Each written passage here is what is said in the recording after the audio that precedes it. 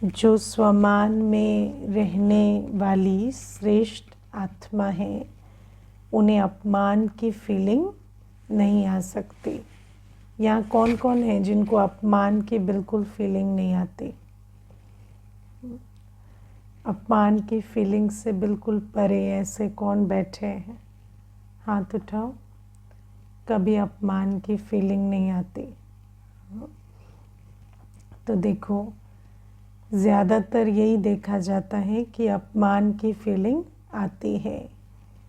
क्यों आती है अपमान की फीलिंग? इसलिए नहीं क्योंकि कोई अपमान करता है।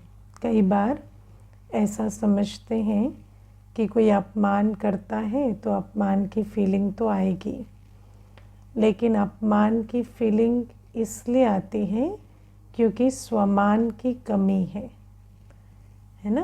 अब स्वमान क्या है? अभिमान और स्वमान। जहाँ अभिमान है वहाँ अपमान की फीलिंग आती है, जहाँ स्वमान है वहाँ अपमान की फीलिंग नहीं आती। अभिमान कैसे बनता है? ईगो, है ना। आत्मा की ईगो की क्रिएशन कैसे होती है, या आत्मा अभिमान में कैसे आती है?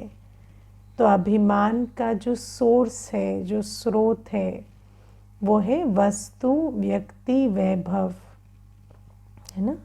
अभिमान कैसे आता है? जितना जिसके पास व्यक्तियों के द्वारा दिया गया मान है, जितनी संचित वस्तु है, जितने वैभव है। वैभव मतलब जो टाइटल, लेबल, पोजीशन, है ना, सर्टिफिकेट, डिग्री, ये सारी चीज़ें। तो जितने वैभव हैं, जितनी वस्तु है, संचित वस्तुएं हैं, और जितनी आत्माओं के द्वारा, जितने व्यक्तियों के द्वारा मान मिलता है, उतना अभिमान एस्टैब्लिश होता जाता है, अभिमान का रेशियो बढ़ता है। अब एक छोटा सा बहुत सुंदर सा नियम है, जो देता है वो उसे छीन भी सकता है ना। जब कोई आपको कुछ देता है तो उसके पास वो रिमोट कंट्रोल होता है कि वो चाहे तो वो चीज़ आपसे ले भी सकता है। तो इसीलिए जब अभिमान देने वाला वस्तु, व्यक्ति, वैभव है, तो वस्तु, व्यक्ति, वैभव के पास वो पावर होती है कि वो आपको अपमानित भी महसूस करा सकते हैं। कोई चीज़ नहीं मिली, कोई व्यक्ति ने मान नहीं दिया, या किसी ने आपका पद छीन लिया, कोई लेबल, पोजीशन, टाइटल से आपको, है ना, निकाल दिया गया, तो फिर क्या होगा? वो जो अभिमान है वो ठेस पहुंचेगी उसको, और अपमान की फीलिंग आएगी। इसीलिए जिसका जितना अभिमान, उतना अपमान की फीलिंग की संभावना, है ना। इसीलिए कई ऐसे होते हैं घड़ी घड़ी अपमानित फील करते हैं, क्योंकि वो जो अभिमान है वो बहुत ज़्यादा है। वो वस्तु, व्यक्ति, वैभव के आधार से जो अपना अस्तित्व बनाया है ना, तो वो जो फाउंडेशन है वो इतना हिलने डुलने वाला है कि कोई छोटी सी भी उसमें आहत होती है तो फिर अपमान की फीलिंग आ जाती है। अब स्वमान, स्वमान हमें कौन देता है? शिव बाबा देता है ना। स्वमान हमें शिव बाबा से मिलता है। जब तक शिव बाबा नहीं आते तब तक स्वमान शब्द भी कभी हमने नहीं सुना होता। कभी सुना था ये शब्द स्वमान शिव बाबा से पहले? तो स्वमान हमें शिव बाबा देते हैं, और स्वमान धारी हम बनते हैं अपने कर्मों से। शिव बाबा की श्रीमत पर हम जितना चलते हैं उतना स्वमान धारी बनते हैं। एक चीज़ होती है स्वमान मिलना। बाबा ने हमें बताया, तुम शांत स्वरूप आत्मा हो, तुम पवित्र आत्मा हो, तुम देव आत्मा हो, तुम विश्व के आधार मूर्त हो, तुम विघ्न विनाशक हो, सब कुछ बाबा ने बताया। लेकिन जब हम बाबा की श्रीमत पर चलते हैं तो फिर बाबा ने जो हमें स्वमान दिए हैं वो स्वमान हमारी बुद्धि में धारण होते हैं कि हाँ, मैं सचमुच ये हूँ।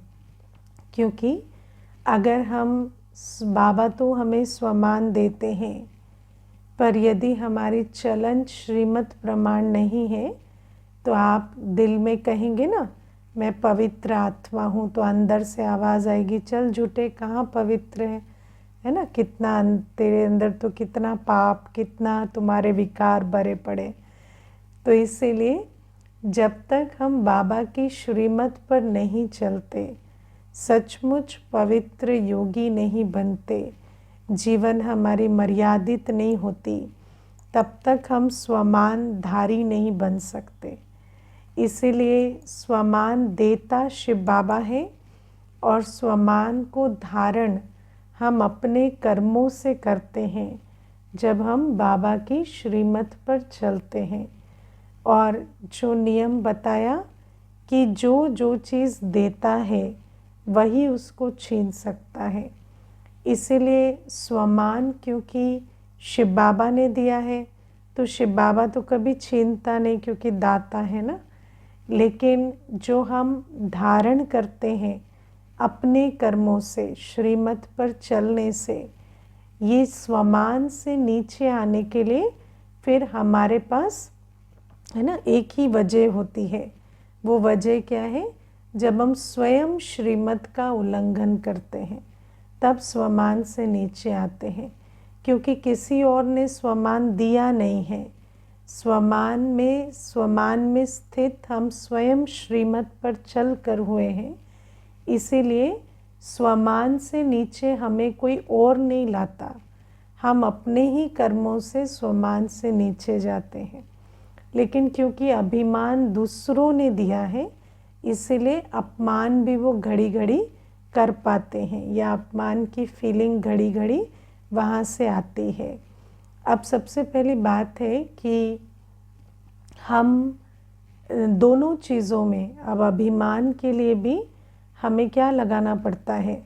तन मन धन समय श्वास संबंध मन वचन कर्म लगाना पड़ता है कि नहीं, है ना। अभिमान के लिए भी कोई लेबल, टाइटल, डिग्री या किसी व्यक्ति से भी आपको मान पाने के लिए बहुत कुछ खर्चना तो पड़ता है।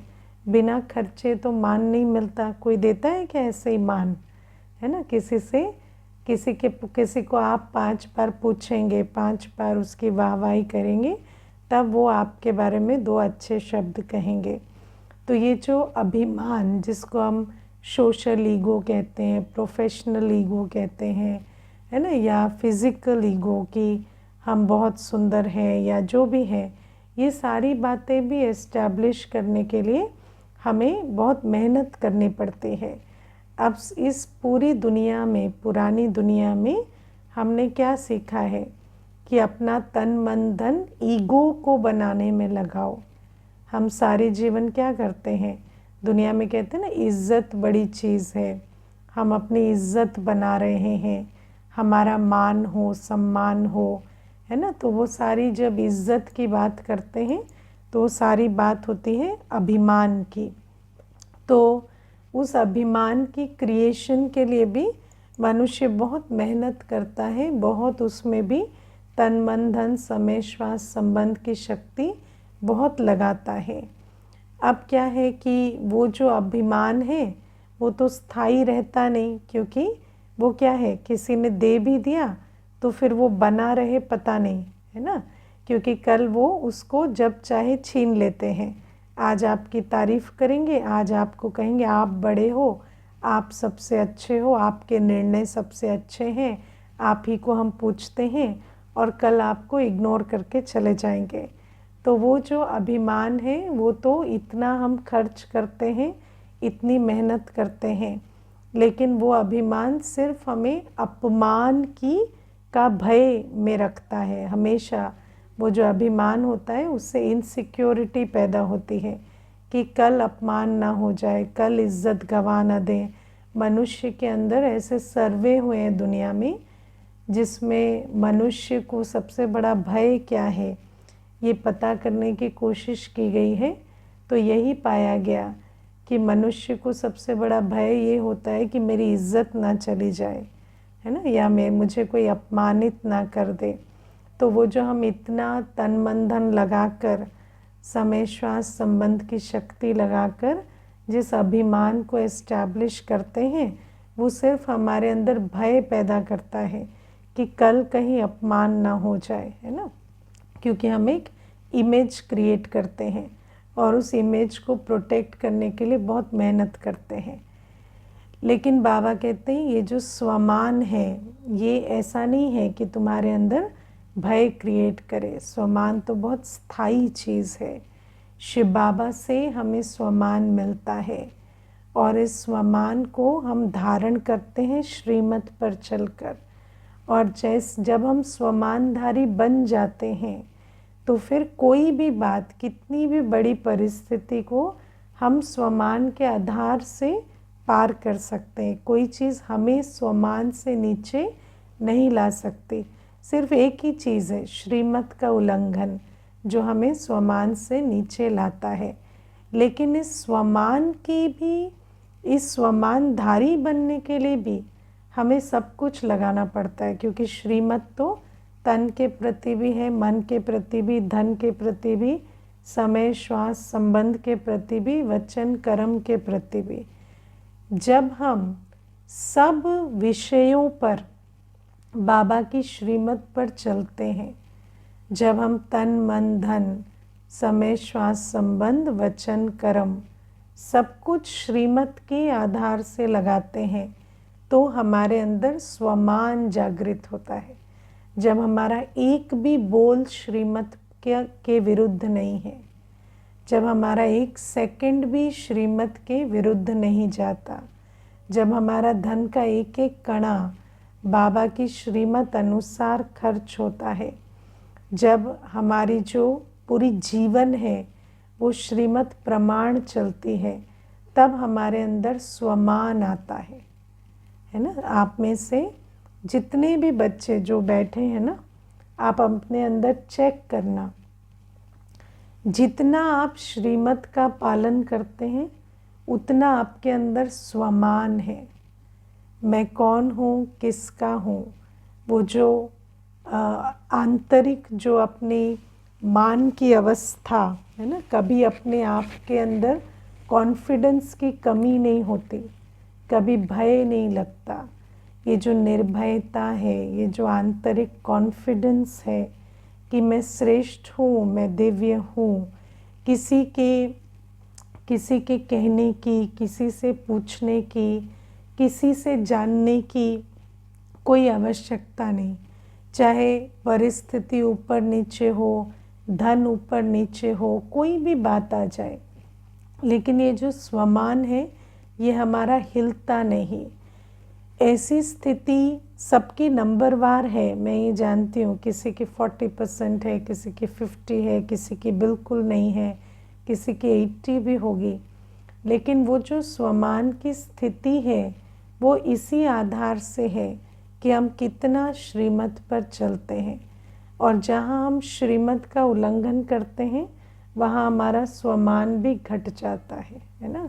और फिर जब स्वमान घट जाता है तो फिर हम, जैसे बताए ना, अंधेरा हुआ, जैसे ही लाइट कम हुई तो अंधेरा आ जाता है। तो जैसे ही स्वमान कम होता है फिर हम मान अपमान अभिमान के चक्कर में पड़ने लगते हैं। फिर हमें कोई व्यक्ति चाहिए, कोई वस्तु चाहिए, कोई वैभव चाहिए। जहाँ स्वमान है वहाँ हमें कुछ भी चाहिए नहीं, सब कुछ है, पर उसके आधार से हम नहीं चलते। लेकिन जहाँ स्वमान घट जाता है वहाँ फिर वस्तु व्यक्ति वैभव की इच्छा तंग करने लगती है और फिर अभिमान के पीछे भागते हैं और फिर अपमान का जो रिस्क है या अपमान की फीलिंग की जो संभावना है वो भी बढ़ती चली जाती है। तो ये आज आपको थोड़ा स्वमान, अभिमान, अपमान सबके विषय में थोड़ा समझा दिया। अभी आज प्यारे बाबा हमें कहते हैं कि जो बच्चे गिर जाते हैं उनको बाबा बहुत प्यार पुचकार देते हैं, हिम्मत देते हैं, है ना। लेकिन एक चीज़ इसमें समझनी है कि कई बच्चे तो गिरकर जानते भी नहीं कि हम गिरे हैं, है ना। तो एक होता है गिरना, एक होता है गिरे हुए हो जाना, है ना। एक होता है गिर जाना, एक होता है ऐसा गिर जाना कि जिसको कहते हैं ना ये तो गिरे हुए हैं। तो गिरे हुए तो और हम नहीं है ना। हम जब बाबा के पास आए तो उससे पहले हम कैसे थे, हम गिरे हुए थे। गिरे हुए जिसको ये रियलाइजेशन भी नहीं थी कि हम गिरे हुए हैं, क्योंकि हम तो गिरने को ही नॉर्मल समझते थे जब हम बाबा के पास आए। लेकिन फिर बाबा ने हमें उठाया, है ना, और बाबा ने हमें देह अभिमान की मिट्टी को साफ किया और बाबा ने हमें पवित्र आत्मा के पद पर बिठाया। अब फिर क्या होता है कि कभी कभी बच्चे उठने के बाद गिर जाते हैं। तो जब गिर जाते हैं तो बाबा कहते हैं अच्छा ठीक है, यात्रा ऐसी है कि कभी गिरते हैं कभी उठते हैं।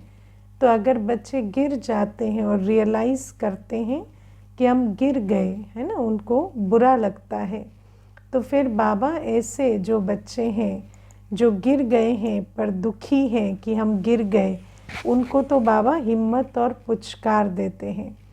लेकिन ऐसे भी बच्चे होते हैं जो ऐसे गिरे हुए हैं कि उनको मालूम ही नहीं कि हम गिरे भी हुए हैं, तो ऐसे को हिम्मत और पुचकार नहीं दी जाती। ऐसे को तो रियलाइज़ कराया जाता है कि तुम गिरे हो, क्योंकि उसको तो समझ ही नहीं आ रहा कि मैं गिरा हुआ हूँ। तो ये भी हमें समझना है, क्योंकि कई तो ऐसे होते हैं जो गिरने को ही नॉर्मल समझते हैं, है ना। एक बार क्या हुआ कि एक बहन थी, तो अपना रोज़ का चार्ट में ही उसका कुछ ना कुछ गिरने की बात होती, रोज़ होती। तो मैंने उसको कहा कि आप थोड़ा अटेंशन दो, रोज़ आपके चार्ट में यही होता है कि हम आज इस विकार में गिरे कल उस विकार में गिरे। तो ये तो अच्छी बात नहीं है ना, क्योंकि माया क्या करती है, अगर 10 बार घूसा लगा तो मर जाएंगे, है ना। तो ऐसा भी होता है। तो फिर वो बहन कहती है लेकिन बाबा तो कहता है ऑनेस्टी के मार्क्स होते हैं, तो मैं तो ऑनेस्टली आपको बता रही हूँ, है ना।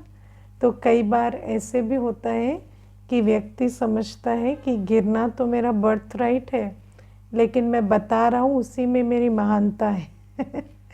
तो मैंने उसको कहा नहीं, बताने का मतलब क्या है कि आपको करेक्शन करना है। ऐसा थोड़ी आप रोज़ गिरते रहो और बताते रहो और बस होगी छुट्टी ख़त्म, है ना। नहीं, ऐसा नहीं है। अगर गिरते हैं और बताते हैं तो आपको फिर राय मिलेगी, उस राय पर आपको चलकर उसको ठीक करना है। लेकिन अगर आप सिर्फ गिरते चले जाएंगे तो नहीं होगा। तो उसने क्या किया, चार्ट भेजना बंद कर दिया, है ना। तो ये क्या है कि कई बार मनुष्य समझ नहीं पाता कि हमें गिरकर संभलना है, हमें उन राहों पर चलना है जहाँ गिरना और संभलना है, ऐसा नहीं कि गिरते चले जाना है। तो जब कोई बच्चा ऐसा होता है, अब कई कई ऐसे होते हैं मानो बहुत अच्छे चल रहे हैं, है ना, लेकिन कभी गिर जाते हैं। तो फिर ऐसे जब गिर जाते हैं तो दिल शिकस्त हो जाते हैं। तो ऐसे बच्चों को बाबा फिर उमंग भरते हैं, हिम्मत देते हैं, पुचकार देते हैं, ताकि वो दिल शिकस्त ना हो। लेकिन जो टेकन फॉर ग्रांटेड लेते हैं उनको तो रियलाइज़ कराना पड़ता है कि नहीं, ये गिरना ऐसे चलेगा नहीं कि आप रोज़ गिरते चले जाओ। तो बाबा ये बात आज समझाते हैं। अब बाबा ये बात क्यों समझाते हैं, क्योंकि जैसे बाबा सर्जन है ना, ऐसे हमें बाबा मास्टर सर्जन बना रहे हैं। हमें भी बाबा समझा रहे हैं कि कैसे जो बच्चे आसपास, क्योंकि ब्राह्मण बच्चों के आसपास भी और भी ऐसे भाई बहनें होते हैं जो आपको देखते हैं, आपके आसपास चलते हैं। तो जब आप देखते हो कि कोई कमज़ोरी वश गिर गया है और गिरा है तो कमज़ोर है और फिर चोट भी उसको लगी है गिरने से, तो ऐसे को फिर पाँव पर खड़ा करना है हिम्मत की टांग देकर। लेकिन अगर कोई गिरता चला जा रहा है तो उसको थोड़ा रियलाइज़ भी कराना है और हिम्मत भी भरनी है। तो लव और लॉ का बैलेंस है ना। क्योंकि देखो, आत्मा जो कर्म करेगी उस आधार से उसका भाग्य बनेगा। श्रेष्ठ कर्म करने में थोड़ी मेहनत तो लगती है। कायदों में चलना मासी का घर तो है नहीं। सिर्फ प्यार पुचकार से तो कोई कायदों पे चलेगा नहीं, है ना। तो थोड़ा सा तो बल भी भरना पड़ता है कि आप कुछ तो अपने जीवन में परिवर्तन लाओ। चाहे पवित्रता की बात है, चाहे अमृत वेले योग की बात है, चाहे भोजन की शुद्धि है, या सफल करने की बात है, सेवा करने की बात है। तो हर बात में उनको बल तो भरना पड़ता है।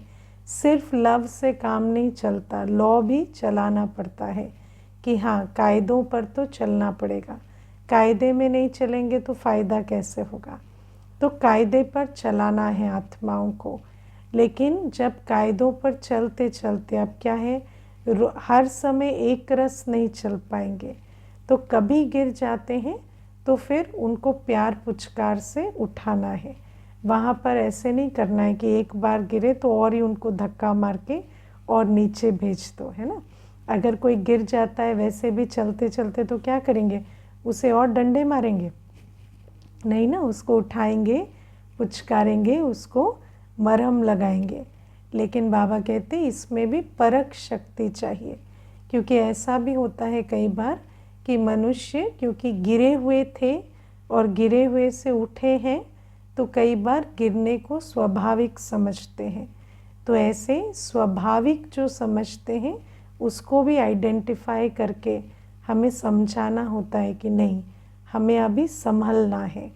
और हाँ, उसमें हिम्मत और बल भरना है कि वो गिरकर उठ सके। तो ये भी समझना है। बात समझ में आ रही है या नहीं? हाँ, किस किस को बात समझ में आ रही है? कि ऐसा नहीं है कि सिर्फ, है ना, गिरने की बात जो है सिर्फ प्यार पुचकार, ऐसा नहीं है ना। थोड़ा सा उसमें परख शक्ति भी रखनी पड़ती है। अगर परख शक्ति नहीं रखते तो फिर उसमें भी गड़बड़ हो जाती है। अच्छा, अब आज प्यारे बाबा हमें कहते हैं कि ये जो ज्ञान है ये सब धर्मों की आत्माओं को समझाओ, क्योंकि सब देह के धर्मों में फंसे हुए हैं। देह के धर्मों में कैसे फंसे हुए हैं? जितने भी धर्म हैं वो सब देह के बारे में है ना, कर्म कांड के बारे में है। अगर आप धर्मों के बारे में देखेंगे तो क्या मुख से क्या बोलना है, हाथों से क्या करना है, नहाना धोना, शारीरिक स्वच्छता, मरने के बाद जलाना है, दफनाना है, इन्हीं बातों के बारे में सारे धर्म हैं। धर्मों में ये बात तक नहीं आती कि मैं कौन हूँ। ये सारे कर्म कांड करने वाली मैं कौन हूँ। इसीलिए बाबा कहते हैं कि यहाँ जो आध्यात्म है उसका और धर्म का कोई कॉन्ट्रडिक्शन नहीं है। क्योंकि आध्यात्म वहाँ शुरू होता है जहाँ धर्म की परिधि खत्म होती है ना। देखो, मैं आपको छोटी सी बात कहती हूँ। जैसे जब हम ज्ञान में आते हैं तो अब ज्ञान में तो ऐसा नहीं है ना कि बाबा हमें बताते हो कि जैसे बाबा कहते हैं नहाना धोना, है ना। तो नहाना धोना तो हम भक्ति से सीख के आते हैं कोई ऐसा नहीं है कि वो हमें ज्ञान में आके सीखना होता है। मैं एक छोटी सी आपको इसमें बात बताती हूँ। कई बार ऐसा होता है, भाई बहनें हमें पूछते हैं कि जब हम सेंटर आते हैं या भोग लगता है तो बैठते हैं, तो नहा धो के बैठना ज़रूरी है। अब मैं कभी कभी सोचती हूँ कि आपको जो भक्ति में सीख लिया था उसके आगे जाना है या और ही पीछे चले जाना है। इतना तो हमने भक्ति में भी सीख लिया था ना कि पवित्र स्थान पर नहा धोकर आना होता है या बैठना होता है। तो उसकी वो बातें अब हमें यहाँ नहीं सीखनी है। बाबा कभी हमें ये नहीं कहते मुरली में कि नहा धो के बैठो, उतना तो बेसिक कॉमन सेंस हमें भक्ति से आ गया है, उतना तो हमें शारीरिक स्वच्छता भी सीखने की बात नहीं है। यह बात आती है कि शरीर जब छूट गया तो शरीर का क्या करना है, तो शरीर को तो जिस धर्म का जो आत्मा होती है उस अनुसार उसको डिस्पोज करना होता है। चाहे कोई है ना, किसी को जलाया जाएगा शरीर, किसी का शरीर दफनाया जाएगा, तो जो शरीर का धर्म है उस हिसाब से वो कर दिया जाता है। ये सब बातें हमें बाबा नहीं कहते। बाबा कहाँ से शुरू करते हैं? जहाँ धर्म की परिधि खत्म हो जाती है, धर्म में जो बातें बताई तक नहीं जाती या जिन बातों की कभी चर्चा नहीं होती, वहाँ से ज्ञान शुरू होता है। तो बाबा कहते हैं ये तो वो पढ़ाई है जो सबको करनी पड़ेगी, क्योंकि ये वाला सिलेबस किसी धर्म में कवर नहीं होता है ना। इसीलिए देह के धर्मों से परे ये बात है, ये एक्स्ट्रा है जो धर्म में कवर नहीं होता। और बाबा कहते हैं कि ये जो बात है ये आत्मा की है। अब धर्म में कभी कभी आत्मा का नाम भी सुना होता है, लेकिन अपने को आत्मा समझना यहाँ तक कभी गए नहीं होते। ज़्यादा से ज़्यादा कहेंगे मेरी आत्मा है, ये तक नहीं कहेंगे कि मैं आत्मा हूँ, है ना। और फिर आप देखो कि बाबा कहते हैं ये ज्ञान तो आत्मा के विषय में है, और आत्मा जो कर्म करती है, अब आप देखो शरीर के द्वारा तो आत्मा कर्म करती ही है, लेकिन वैसे भी आत्मा बहुत सारे सूक्ष्म कर्म करते हैं। आत्मा के अंदर स्मृति है, वृत्ति है, दृष्टि है, संकल्प रचती है आत्मा, बुद्धि का योग रखती है, कौन सा संस्कार हमारा इमर्ज है, किसकी याद में हम बैठे हैं, ये सारी बातें आत्मा करती है। कभी हमें मालूम भी नहीं था। जब मैं ज्ञान में आई मुझे लगता था कि ये याद इतनी बड़ी चीज़ है, हम सारे दिन याद करते हैं, लेकिन कभी सोचा भी नहीं था कि याद किससे कर रहे हैं। और बाबा कहते हैं आत्मा ये जो याद का कर्म करती है, इस याद के कर्म का नियम ऐसा सुंदर है कि जिसको आत्मा याद करती है उसके जैसी बनती चली जाती है ना। उसके संग का रंग उस आत्मा को चढ़ता जाता है। तो बाबा हमें ये सारी बातें समझाते हैं कि आत्मा की जो स्मृति है, आत्मा की अवेयरनेस है, जिस आधार से उसकी वृत्ति दृष्टि होती है, उस आधार से उसके कर्म बनते हैं, वृत्ति से वायुमंडल बनता है, आत्मा संकल्प रचती है, उस संकल्प से सृष्टि बनती है। बाबा कहते हैं आत्मा जिसे याद करती है उसकी क्वालिटी आत्मा की क्वालिटी बन जाती है।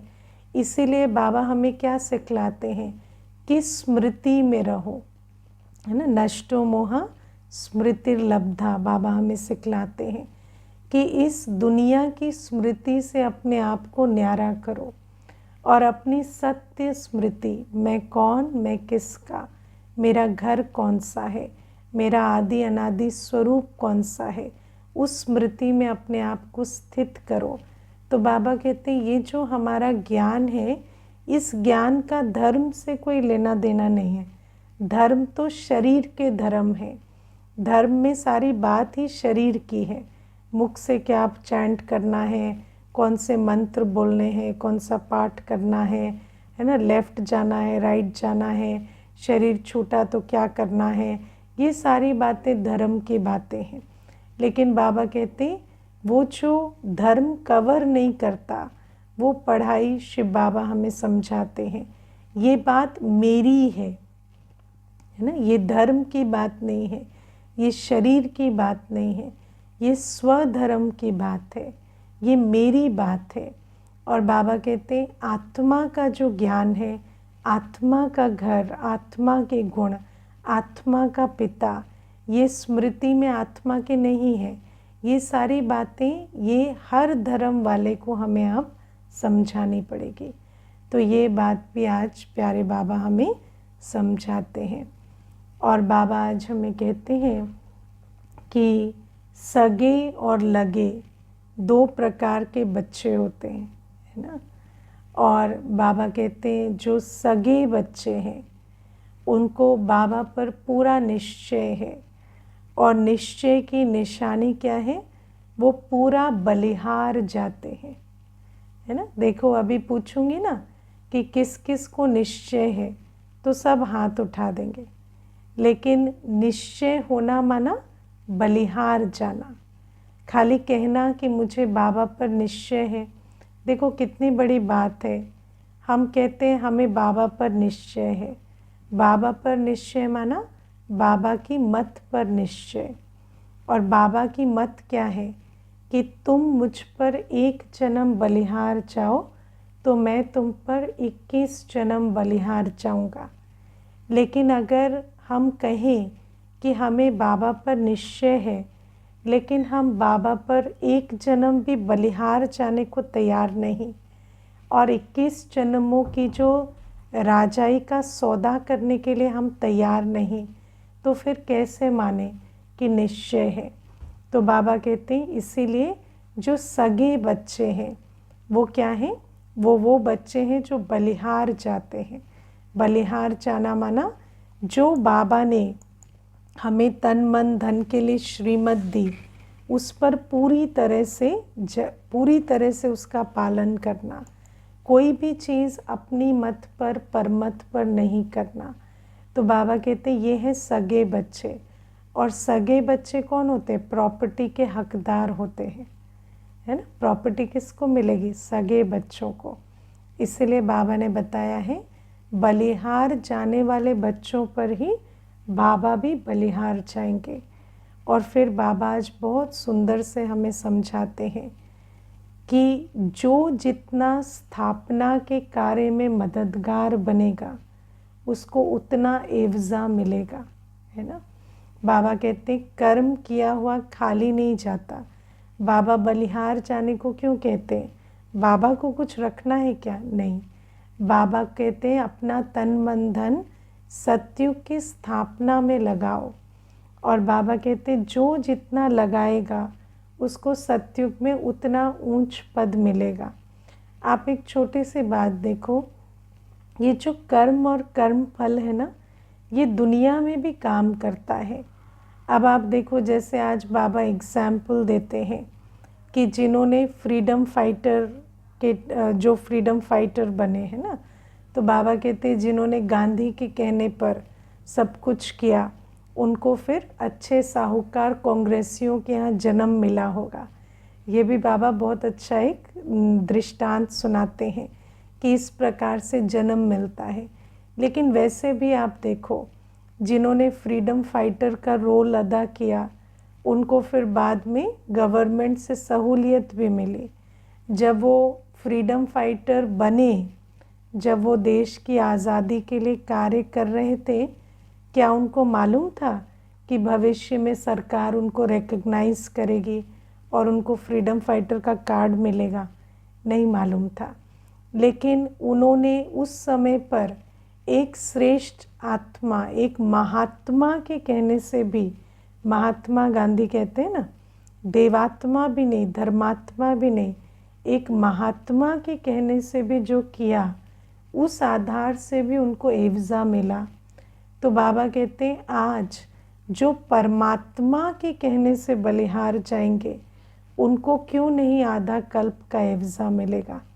लेकिन बाबा कहते एवज़ा उनको मिलेगा जो इस समय बलिहार जाएंगे। और बाबा कहते मौत का भरोसा नहीं है, इसीलिए कल कल करते काल खा जाएगा। ये नहीं सोचना कि कल करेंगे, जो भी करना है वो आज करें।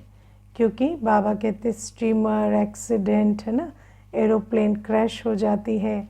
अभी कोई मुझे बता रहे थे एक ब्रिज, लोग चल रहे हैं और ब्रिज गिर गया, है ना, अभी हालांकि न्यूज़ है। तो ये ब्रिज गिर गया, कितनों ने शरीर छोड़ दिया। तो मौत का क्या है, मौत तो कभी भी आ जाती है। लेकिन बाबा कहते जिसने जीते जी जितना श्रीमत का पालन किया होगा उसको उतना एवज़ा मिलेगा। इसीलिए कल कल नहीं करना है, कल कल करते काल खा जाएगा। इसीलिए जो करना है, जो बलिहार जाना है, आज जाना है। और आज प्यारे बाबा हमें बहुत अच्छे से समझाते हैं कि मनुष्य क्या करता है, खुद माया की चपेट में है, खुद राहु का ग्रहण लगा हुआ है उसे, और दूसरे को कहता है कि मैं आपको बचाऊंगा, है ना। मनुष्य यही चाल चलता है। तो बाबा कहते हैं ये भी हमें समझना होता है। ये जो हमारे अंदर उत्कंठा पैदा होती है ना, इसको बचाएं, उसको बचाएं, उसका कल्याण करें, है ना। तो ये सब कुछ क्या है, अपने कल्याण की बात है। मैं आपको ये तो आज बाबा कुमार कुमारियों के विषय में बताते हैं कि इस तरह से, है ना, कामअग्नि हो जाती लगती है तो फिर सोचते हैं हम इनको बचाएं, और फिर एक्सक्यूज़ भी वही देते हैं, लेकिन बात तो सारी विकारों की होती है। लेकिन वैसे भी आप देखो, मैं आजकल देखती हूँ कई ऐसे होते हैं, कहेंगे हम एनिमल राइट्स के लिए काम करते हैं, लेकिन वास्तव में एनिमल्स से खुद कंफर्ट ले रहे होते हैं, है ना।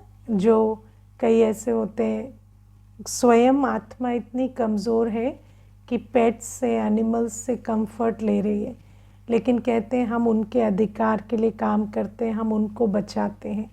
ये भी अपनी ईगो को फीड करते हैं। या कई बार ऐसा होता है कि मनुष्य कहेगा कि हम इनको प्रोटेक्ट कर रहे हैं, किसी भी एक व्यक्ति को, है ना। लेकिन अगर आप पीछे देखेंगे तो उसका इरादा क्या है कि जब इनको एक जंजाल से निकाल कर खुद एक्सप्लॉइट करें।